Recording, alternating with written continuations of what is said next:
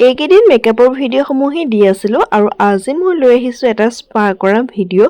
মই যিহেতু ঘৰতে বিউটিচিয়ানৰ কামখিনি কৰোঁ, গতিকে ঘৰতে হেয়াৰ স্পা এটা কৰিবলৈ লৈছোঁ আৰু কেনেকৈনো কৰোঁ তাকে আপোনালোকক দেখুৱাম। আৰু ইফালে মই মোৰ বস্তুবোৰ ধুনীয়াকৈ টেবুলত উলিয়াই ল'লোঁ, যি সামগ্ৰীৰ প্ৰয়োজন হয় সকলোবোৰ।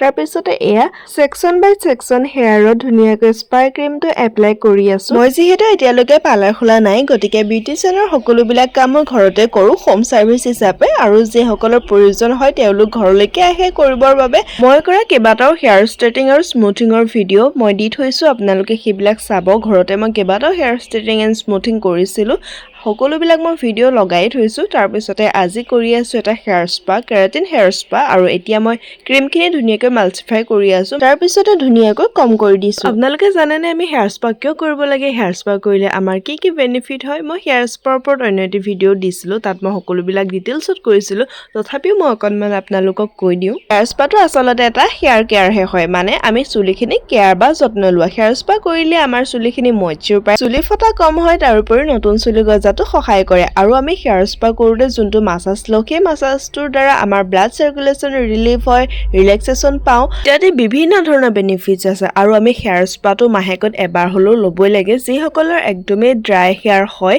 ৰাফ হেয়াৰ হয়, তেওঁলোকেতো সপ্তাহে সপ্তাহে ল'লেহে ভাল হয় দেই। ক্ৰীম এপ্লাই কৰাৰ পাছতে ধুনীয়াকৈ মাছাজ দিলোঁ, মাছাজ দিয়াৰ পিছতে 15 মিনিট ৱেইট কৰিলোঁ। তাৰপিছতে হেয়াৰটো ৰিন্স কৰি আনিলোঁ আৰু হেয়াৰটো ড্ৰাই কৰি এতিয়া ধুনীয়াকৈ ব্ল' ড্ৰাই ছেটিং কৰি আছোঁ। তাৰপাছতে ষ্ট্ৰিক্সৰ চিৰামটো সম্পূৰ্ণ চুলিত এপ্লাই কৰিলোঁ আৰু তাৰপিছতে প্ৰ'বায়' চিৰামটো লেংথটো ধুনীয়াকৈ এপ্লাই কৰি দিলোঁ শ্বাইনিঙৰ বাবে। আজিলৈ বাই।